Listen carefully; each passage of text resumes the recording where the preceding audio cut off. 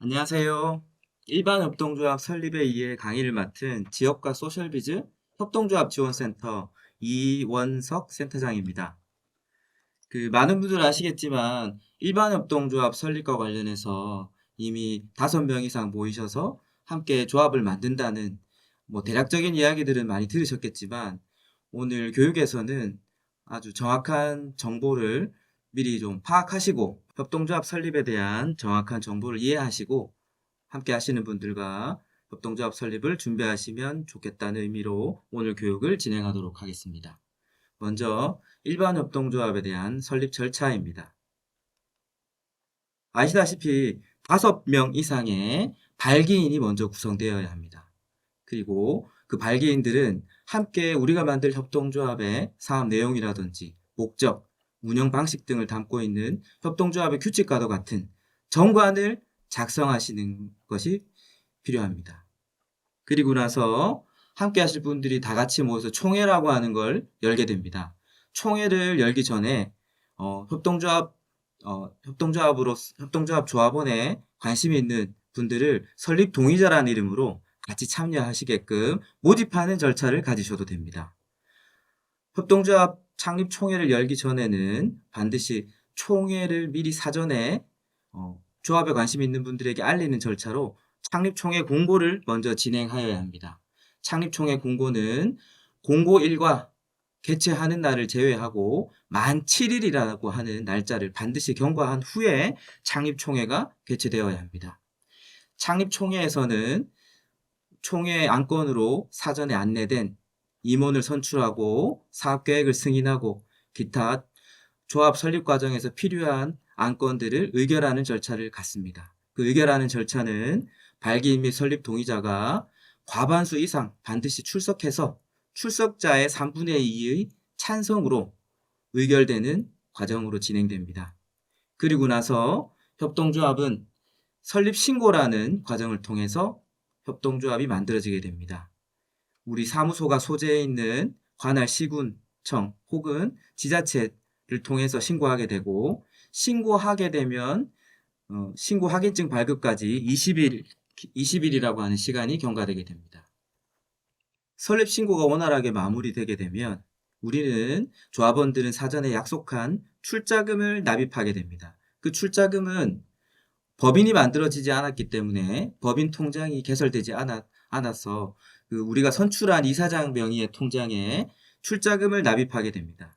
출자금 납입이 끝나게 되면 사람이 태어나서 출생신고하듯이 나중에 등기부등본에 이름 올리는 과정처럼 법인도 설립신고 이후에는 설립 등기 과정을 거쳐야 합니다.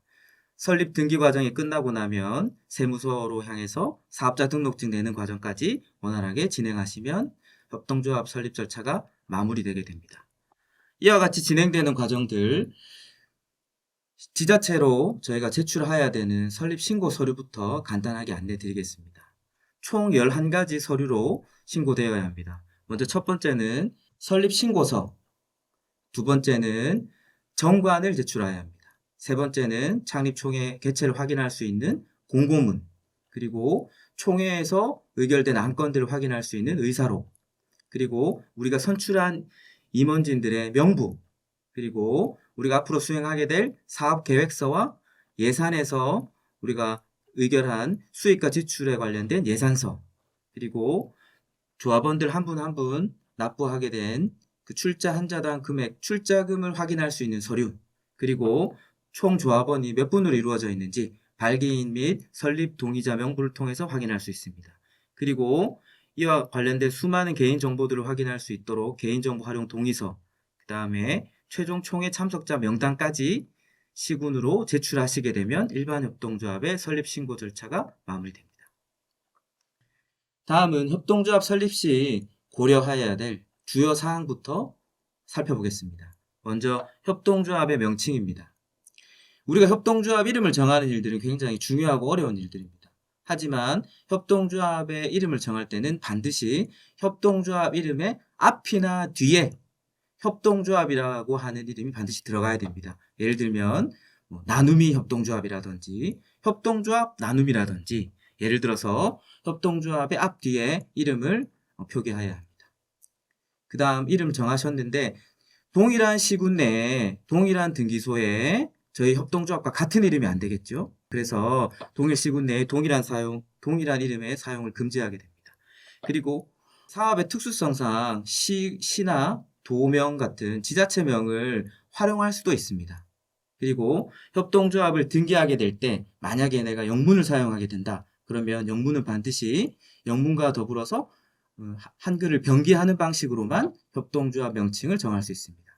그리고 아시다시피 협동조합은 기본법에 따른 협동조합이기 때문에 다른 개별법의 협동조합의 이름인 소비생협이나 다른 농협 등의 이름은 협동조합 이름으로 사용이 불가합니다. 다음은 조합원과 관련된 사항입니다.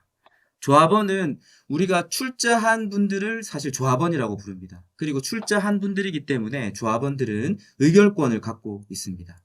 하지만 우리 주위의 협동조합과 관련해서 다양한 활동들을 함께 하고자 할 때는 조합원이 아닌 이름으로 준조합원이나 회원이란 이름으로 함께 하실 수는 있습니다. 다만 이 준조합원과 회원들은 회비 납부도 가능하고 가입금도 받을 수 있지만 의결권을 부여할 수는 없다는 점 유의하시고 참고하시기 바랍니다. 그 다음 조합원의 가입 자격입니다. 조합원의 가입은 일반적으로 저희는 개인 혹은 이제 법적으로는 자연인을 일반적으로 이제 알고 있는데 자연인을 제외한 법인도 한 명의 조합원으로 1인의 조합원으로 가입이 가능합니다. 그리고 외국인이나 미성년자도 조합원으로 가입이 가능합니다. 그 다음 조합을 이용하려고 하는 자격은 반드시 조합원만 해당하는 것은 아닙니다. 조합의 정관 내에 조합원 가족이라든지 조합을 이용할 수 있는 다른 이용자들의 범위를 우리가 정관을 통해서 조금 더 확장성 있게 부여할 수 있습니다. 그 외에 많이 질문하시는데 공무원이나 공공기관에 재직 중인 직원들은 조합원으로 가입 가능하냐? 이건 협동조합의 공무원이나 공공기관의 직원분들이 조합원으로 가입하는 건 얼마든지 가능한데 공무원 복무규정에 보면 공무원이나 공공기관의 직원으로 재직하고 있는 분들은 영리기업 혹은 영리활동을 금한다라고 하는 게 복무규정에 있기 때문에 협동조합에 가입이 어렵다는 점 참고하셔야 되겠습니다. 더불어서 신용불량자인 경우에도 협동조합 조합원으로 가능합니다. 네. 다만 이분께서 임원으로 가입하고자 할 때는 어려움이 있다는 점 참고하셔야겠습니다. 조합원의 가입 제한 사항은 특별한 것이 없습니다. 협동조합은 열린 협동조합, 누구나 조합원이 될 수 있다는 점들을 강조하고 있기 때문에 협동조합의 가입 제한 사항을 두고자 할 때는 정관이나 혹은 굉장히 상세한 내용은 협동조합 가입 규약이나 혹은 규정을 통해서 조합원 가입 사항을 일부 제한할 수 있습니다. 그리고 아울러 조합원의 이해관계자를 표기할 때 일반적으로 설립 동의자, 발기인 등에 대한 용어에 대한 이야기도 나와서 간단하게 설명드리면 발기인이라 하시는 분들은 정관이나 사업계획서를 작성하고 이러한 협동조합을 만들겠다라고 최초로 기획하고 발기한 사람들을 말씀드리는 겁니다. 발기인의 조합 설립의 목적이나 방향에 동의하시는 분들이 설립 동의자라는 이름으로 추후에 조합원이 됩니다. 다음은 임원에 관련된 사항입니다. 협동조합에서 임원이라 함은 이사와 감사로 이루어집니다. 이사는 반드시 3명 이상을 선출하여야 하고 감사도 최소 1명 이상 선출하여야 합니다. 그 이사 중에 대표로 일컬어지는 이사장이 협동조합을 대표하게 되고 감사라고 하는 직함은 이사회의 견제기구로서 원활한 협동조합의 의사결정 과정을 돕고 있습니다. 법인조합원의 임원 결정 여부입니다. 법인조합원인 경우에는 법인이 임원이 되었을 경우에는 법인이 직접 의사결정 과정에 참여하기는 어려워서 직무수행자란 이름으로 법인조합원으로 참여하게 됩니다. 그리고 한 협동조합의 임원인 경우에는 누구나 다른 협동조합의 임원도 가능하지만 단 한 협동조합의 이사장이 다른 협동조합의 이사장을 동시에 겸직할 경우에만 불가 조항이 있다는 점 참고하셔야겠습니다. 그리고 협동조합의 이사장 혹은 임원들은 다른 법인상의 여러 대표나 임원직의 겸직은 충분히 가능하다는 점 말씀드립니다. 그리고 상근 임원의 경우 월급을 받을 수 있느냐, 보수가 가능하냐 이런 이야기들이 많이 있는데요. 상근 임원의 경우에는 정관에 명시된 것처럼 임원 보수 규정이라고 하는 게 따로 있습니다. 그래서 얼마든지 내가 근로나 혹은 법인 사업에 기여한 대가만큼 보수를 지급받을 수 있습니다. 그리고 비조합원도 임원으로 일부 가능하다는 점 미리 숙지하시고요. 그 다음에 이사회에서 주로 의결해야 될 사항들. 이사회는 일반적으로 모든 조합원이 참여하는 총회와 달리 경영상의 안건들을 주로 다룬다. 이렇게 이해하시면 될 것 같습니다. 그리고 임원의 임기는 최대 4년의 임기로 제한하고 있습니다. 단 이건 이사장의 경우에만 해당됩니다. 일반적으로 임원의 임기는 연임 제한이 없고요. 이사장은 선출된 4년 그 이후에 두 번의 4년, 최대 임기 12년을 넘을 수 없다는 게 임원의 임기의 제한사항입니다. 다음은 출자금과 관련된 사항입니다. 일반적으로 많이 협동조합의 출자금을 얼마 해야 되는 거냐? 얼마 하여야 협동조합 신고에 문제 없겠느냐? 협동조합의 출자금은 심플하게 내가 창업을 할 때 필요한 자본금을 미리 함께 나누어 낸다라고 생각하시면 될 것 같습니다. 부족한 출자금 혹은 사업하다가 비용이 많이 발생한 경우에는 얼마든지 추가 출자가 가능하다는 점 미리 감안하셔서 초기 출자금을 설계하시면 될 것 같습니다. 출자금은 협동조합의 조합원이라면 누구나 하여야 하고 한 사람이 총 출자액의 30%가 넘을 수 없다는 점만 감안하셔서 출자하시면 됩니다.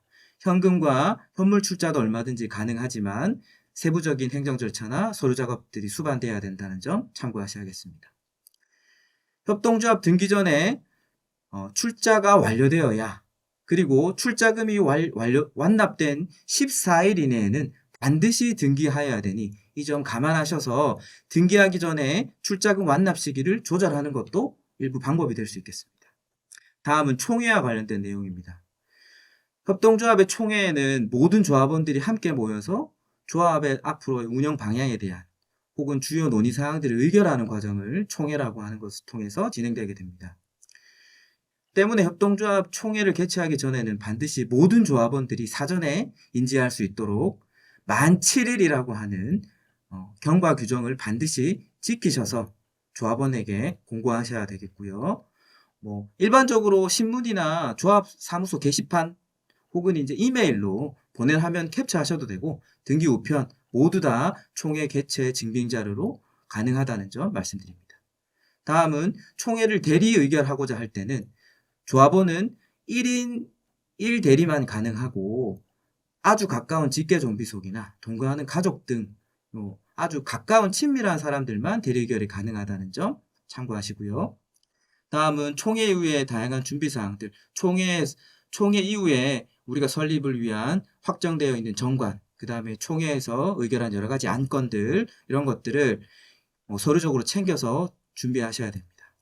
그리고 혹여나 200인이 넘어가는 조합원들 그 경우에는 반드시 대의원 총회를 거칠 수도 있다는 점 미리 참고하셔야겠습니다.